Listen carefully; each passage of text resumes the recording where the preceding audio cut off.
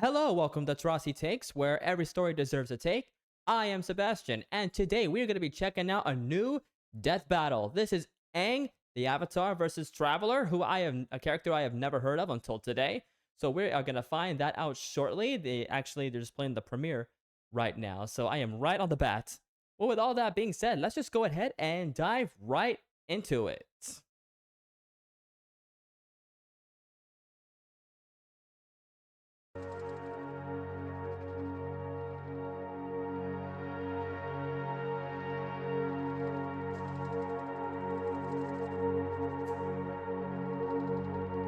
This is interesting. They're playing like Mountain View. What is this?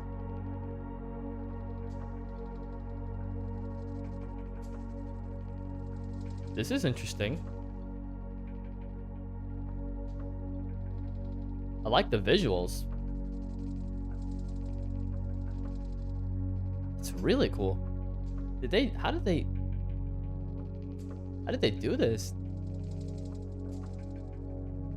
Normally I just skip the premieres, but I dig this.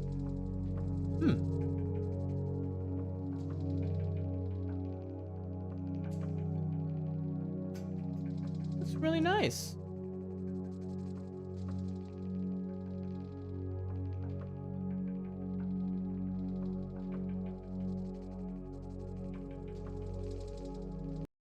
You good?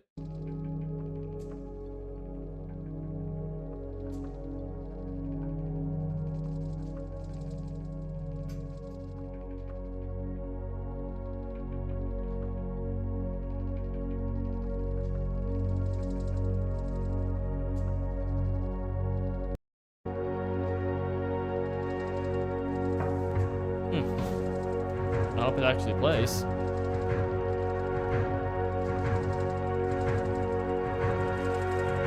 I have to restart it. Hold on. And his adorable Oh, nope. Sky Bison Appa for 100 years. Stop it.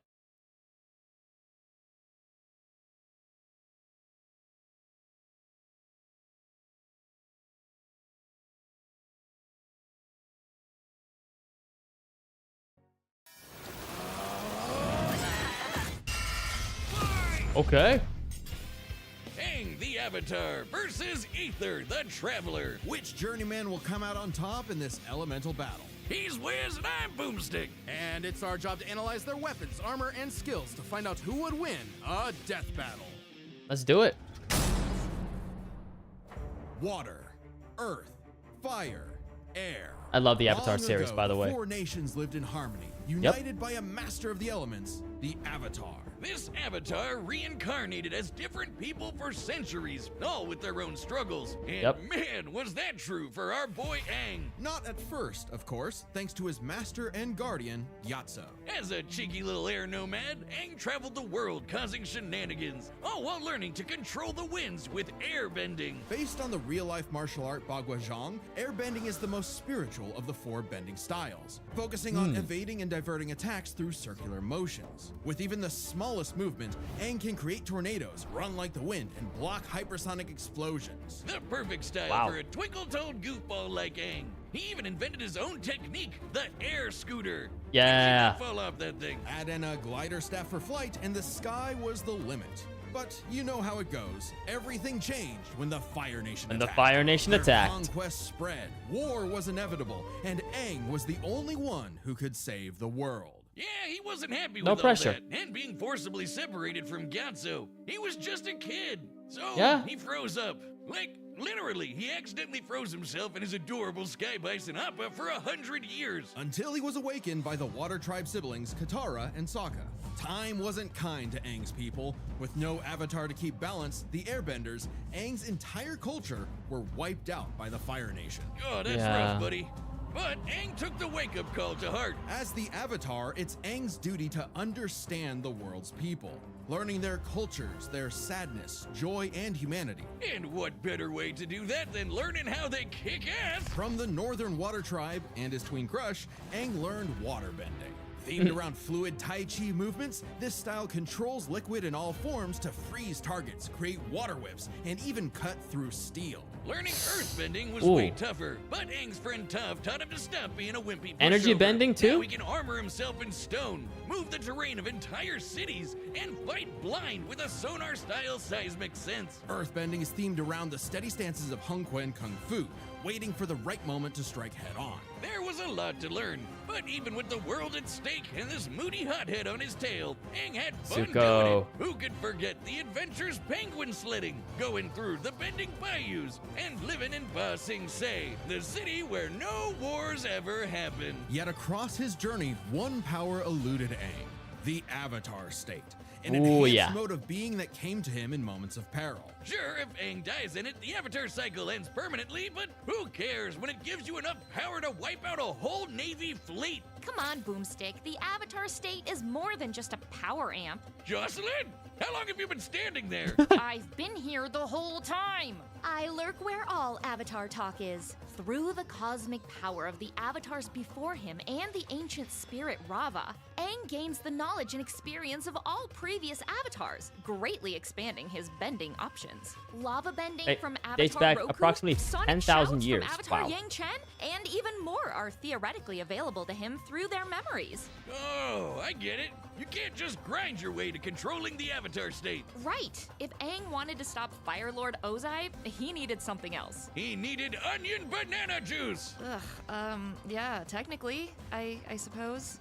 Gross. Specifically, Aang sought the guidance of Guru Patek. Mastering his power meant clearing his chakras, emptying his mind of earthly attachments. Seems simple, but this also meant rejecting his feelings for Katara, the person he loved most. When he had to choose between the world or the girl, Aang followed his heart, and it didn't end well. He got better. Aang was determined to understand the world's people, even the enemy Fire Nation. Something he accomplished thanks to the redeemed Prince Zuko, the Sun Warriors. And these two honkin' dragons! Aang was scared of firebending, but it's totally awesome. It's not just about burning and blowing shit up. Okay, well it is, but there's so much more to it. Formed from the explosive movements of Shaolin Kung Fu, firebending controls all manner of heat. And through the teachings of fire and water, he can redirect lightning bending, a burst of atmospheric discharge shot at over 200,000 miles per hour. Iroh, the best uncle ever, used his techniques to redirect natural lightning. So, you know it's the real deal. Not crazy enough? At his peak, Aang surpassed benders who could throw buildings, melt stone, and hold up this gigantic library solo. Whooping Ozai's butt should be no problem, right? Not exactly. Not quite. You see, the air nomads were pacifists who believed in the value of life above all. Being the last airbender, Aang didn't think his people were truly gone unless he went back on their teachings, meaning he really didn't want to kill Ozai. So, what, he's just a coward now? Mr. Fire Lord is about to burn down the entire Earth Kingdom. Not at all. Are you even listening? Aang was simply at odds with what he wanted and what the world expected, so he needed to make a choice. Right. In his greatest challenge yet, Aang discovered his true self, making his spirit unbendable and finally mastering the Avatar state. Making him as strong as avatars who could cause hurricanes, tsunamis, and volcanic eruptions. Or in Avatar Kyoshi's case, a new island. As in, she broke off nearly 30 square miles of a peninsula to form a new landmass. But to defeat Ozai, Aang needed one final element, something few avatars had bent before: energy bending. Not the easiest thing to do, but Aang totally overwhelmed Ozai, severing the tyrant's connection to fire and stopping his invasion, all while keeping his no-kill run intact. The ultimate F-you to this warlord's ideology. Now that the Fire Nation had cooled off, Aang led a new era of peace with the United Republic of Nations, a place where all people could prosper and where a new generation and a new avatar would take the reins. He even got hitched with Katara. Take that, Zutara shippers! I will end you. For all his doubts, Aang fulfilled the Avatar's destiny and then some, and he did it in a way that was true to who he was. Because before being the Avatar, or even an airbender, the greatest thing he could ever be was himself. All in a day's work for a free, fun-loving kid. Nice. The battle is coming up thanks to this episode's sponsor, DraftKings. Oh, I love the Casino. animation. Big news from the casino! Lightning Link is available online for the first time ever, right on DraftKings Casino. If you're new, you can play $5 and get 1,000 spins, including 500 Lightning Link spins. Doing the math on that, that's 50 spins per day for the first 20 days. Strike now to claim your offer. Download the DraftKings Casino app and sign up with code BATTLE. Then spin Lightning Link high stakes anywhere, anytime. The crown is yours in partnership with DraftKings Casino. Gambling Yeah, problem? I'm good. 1-800-GAMBLER. In Connecticut, help is available for problem gambling. Call 888-789-7777 or visit ccpg.org. Please play a lot responsibly. of sevens. 21 and over. Physically present in Connecticut, Michigan, New Jersey, Pennsylvania, and West Virginia only. Void in Canada. Eligibility restrictions apply. I'm good. Non-withdrawable spins issued as 50 spins per day for 20 days. Valid for select games only and expire each day after 24 hours. Spins values vary. See terms at casino.draftkings.com/promos. Ends August 23rd at 11:59 p.m. Eastern Time. Add extra barbecue sauce. Ad Astra Abasask. Welcome to Tevat, a mysterious land governed by godly archons that drew the eye of someone beyond the stars, Ether. AKA the Traveler, who escaped his dying world with his sister Lumine in search of the flowers that bloomed on their lost home, only to crash land, awaken to an apocalypse, and get cubed by this jerk. Separated from his sister, Ether awoke, again, in a new, less apocalyptic age, and fished up his own pathetic pet pixie, Paimon. Yeah, she makes for good emergency food. With his new guide, Traveler to the windy country of Mondstadt to find his link to the past, but got a Breath of the Wild glider instead. And his first element, Animo, letting him make air slashes, tornadoes, and of course, Windblade! But guess so what? very Traveler similar to wasn't Aang. the only one with a power like this. Tevat was full of blessed people wielding these relic things called visions. vision bearers can imbue their weapons and bodies with elemental power, summon items, and use a special, vision to perceive the elements around them. Normally, they're limited to a single element, but Traveler is just built different. Through Spirit Paimon's breath? guidance, he began collecting elements from mysterious statues across Tevat. No vision relic needed for him. Each nation had a new culture, a new element, a new crisis. And new character banners. When asked to play a sleuth for a murder case in Liyue, Traveler wasn't interested. A corpse couldn't tell him where his sis was, but he was roped in anyway and got the Geo ability to form rock constructs and eruptions of Earth. When Ether ventured to Inazuma, he didn't care about its war with the Vision Bearers and their Archon either, until he saw the suffering caused by its tyrannical rule, and joined the resistance with electro abilities, fighting the powers that be using electric buzzsaws, thunder blades, and lightning. He even learned to dodge lightning. Other electro users, like my wife Lisa, can conjure storms. No shock when my adopted daughter Klee made explosions that raised mountains. Traveler met all kinds of people like this. You know the type. Twinks. Yeah, Tevat has its own laws, Okay. Boomstick. Many twinks being one of them. Maybe 2 or 3 of them, actually. Ringmaster. Shut up, Wiz. This guy's been playing Genshin since launch. I know everything there is to know about the Genshin meta. Either can mix elements for different reactions. Basically, big elemental combinations. Geo crystallizes materials into special barriers. Electro mixed with water stuns foes. Animo spreads elements around in swirls of destruction. Whoa. Boom! That's Like cool. how I combine beer and gunpowder. Exactly, Boomstick. Okay. Using Dendro, Traveler can form plant life that, when mixed with water and lightning, makes homing beams. Yeah, run from that. Whoa. With enough clever thinking and artifact farming, you can combine anything in Genshin. Okay, we get it. Go lose another 50-50, you whale. I'll show you a whale. Drop one on your lap next time you're not looking. In Sumeru, Traveler later beat Scaramouche, an edgy catboy with multiple elements at his fingertips, all in a time loop that got repeated 168 times. Speaking of time, Ether had control of more than just his own future. Tevat's fate fundamentally changed in ways small and grand, all through his unending willpower. Because the Traveler was a descender, someone unbound by the land's destiny. Even this big tree that records all of the world's events had no idea he existed. Like when he Whoa. helped defy the judgment of a biblical flood in Fontaine, where he mastered Hydro for his best Cuphead impression with water bullets. Heck, a dinosaur chose not to blow up the world just because Paimon and Traveler befriended it. If that wasn't cool enough, Traveler can, unrelated, turn into a dinosaur. Hell What? yeah! Oh, look at him. Wonder if I could get a dinosaur on my Genshin team. Through these legally distinct Pokemon, Ether can fly, dig through the earth, or charge foes like a Jurassic bull. He traveled across the land, searching far and wide, and finally stopped swinging that one-star dull blade. Instead, picking up the prototype Rancor, which he wields like a beast thanks to the Swordmaster Skirk, and several straight days of training. What a grind set! Still, Traveler Cyst kept eluding him, choosing to hang in the shadows with these Gluminati folk. A group from Conria, the nation cursed by the gods for messing with the Abyss. Unbeknownst to Ether, his sister had already traveled to Vat in a journey that mirrored his own. And at the end, she found... Well, we don't really know. Not yet, at least. But whatever it is got her to side with the creepy villains. Lot twist! Eventually, Ether reached the nation of Natlan to fight in its never-ending war with the Abyss. He gained the Pyro element, learning to launch fireballs and explosions combined of flame with lightning. He didn't just Whoa. dabble in fancy pyrotechnics. By connecting with the people there, Traveler achieved Night Soul's Blessing, a power-up state fueled by primordial element juice, strong enough to make a blade of fire hundreds of feet long. Hell yeah, that's strong enough to take down the heart of the Abyss, which is on the level of 5-star waifus like Mawika and the Raiden Shogun. An Archon who, in ages past, sliced Yashiori Island in two.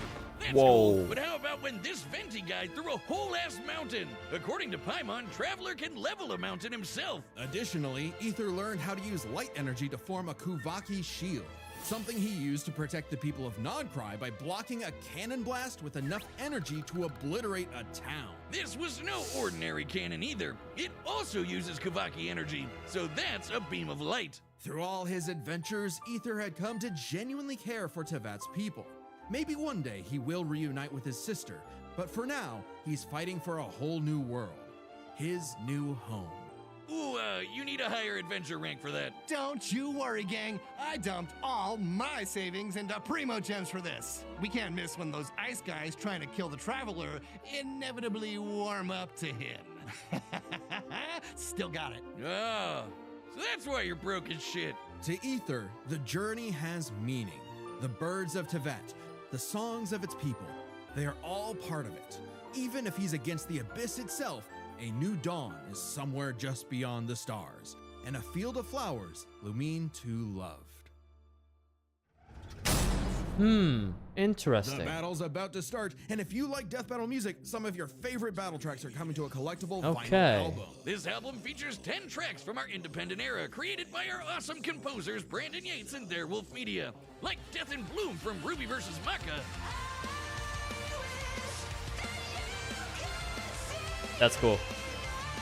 Or Requiem for a Thief from Joker vs. Giorno.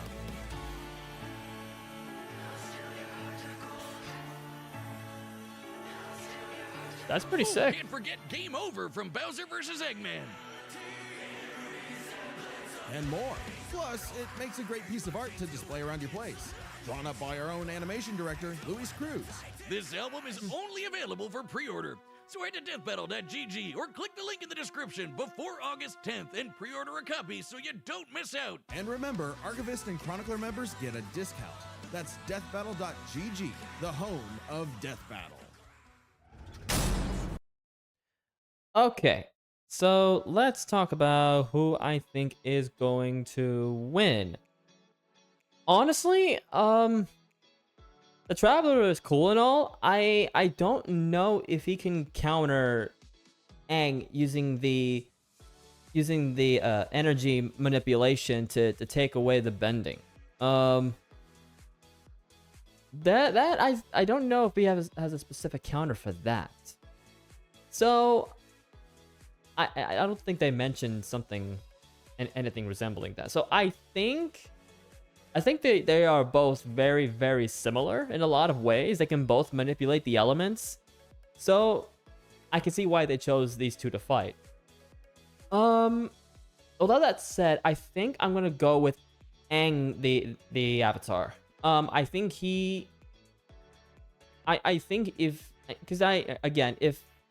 if the Traveler can somehow counter that sort of thing where he can take away his bending, then I think he's got this. But I don't think they mentioned anything that can counter that. So I think I'm going to go with Aang.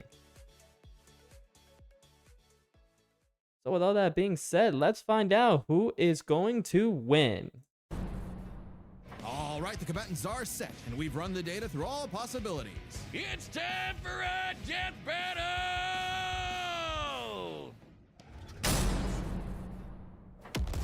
Windblade! Oh, they're just getting right into it. Okay.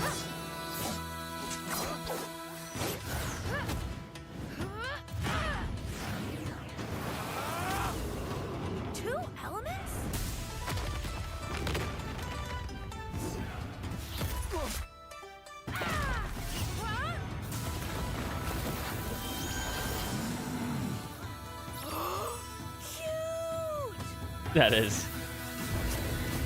That is kind of cute. He would do that.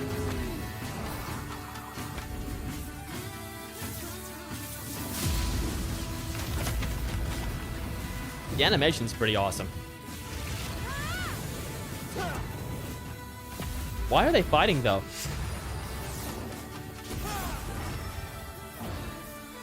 Oh, he can sense the elements.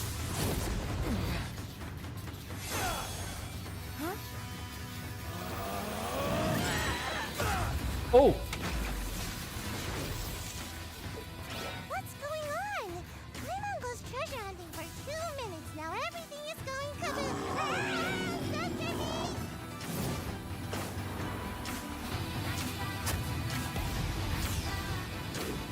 That's pretty cool. So the animation looks awesome. Cool glider. Can it do this?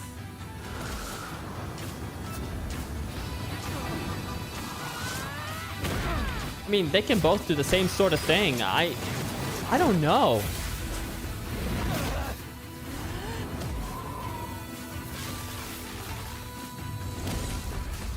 Yeah. Come on, traveler. Get up. Never, ever, ever stop moving forward. Remember. Uh-oh. No one fights alone. Uh-oh.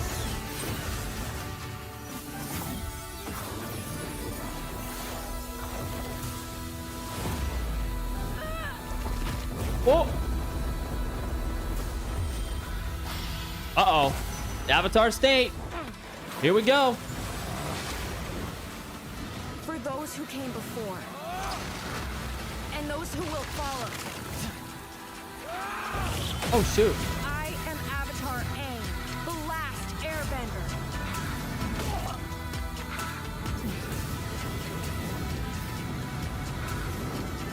That's awesome. That's really awesome. Take this! Oh.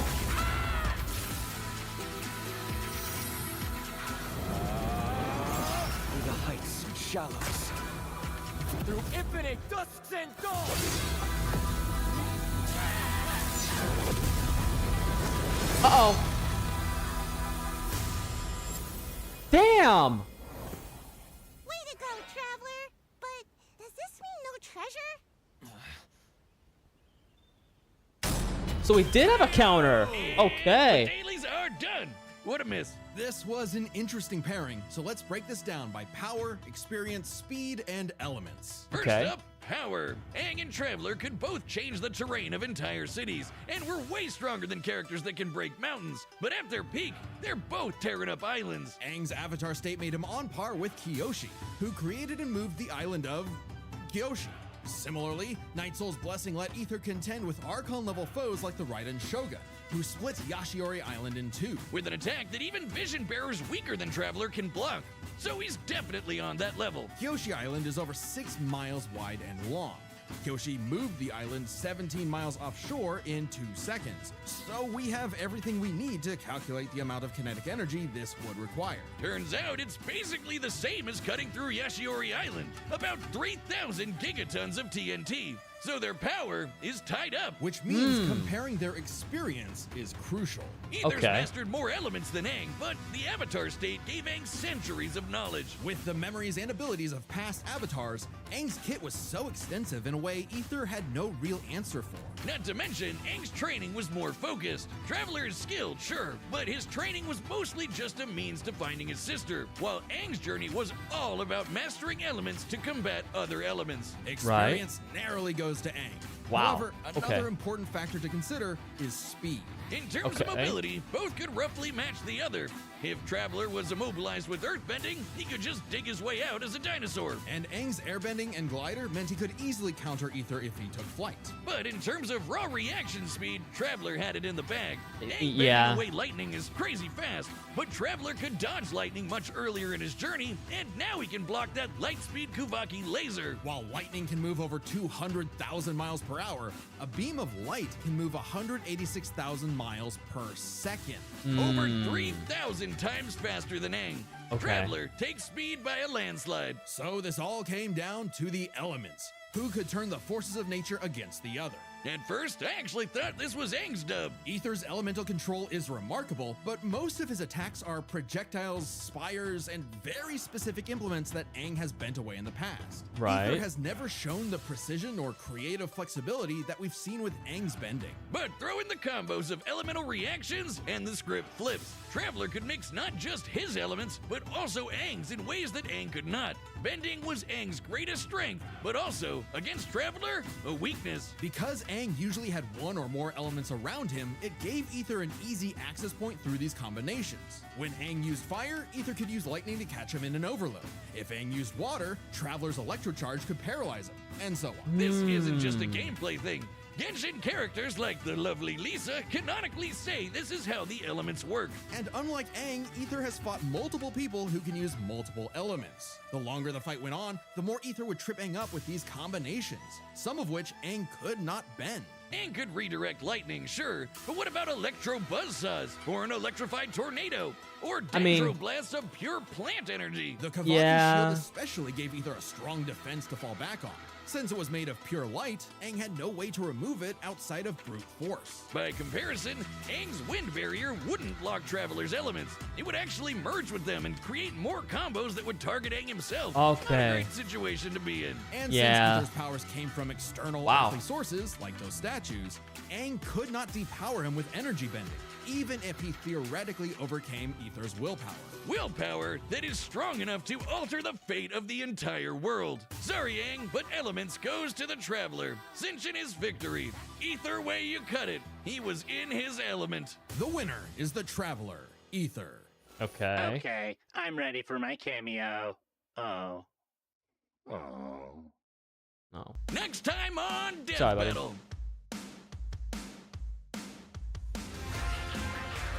Bionicle?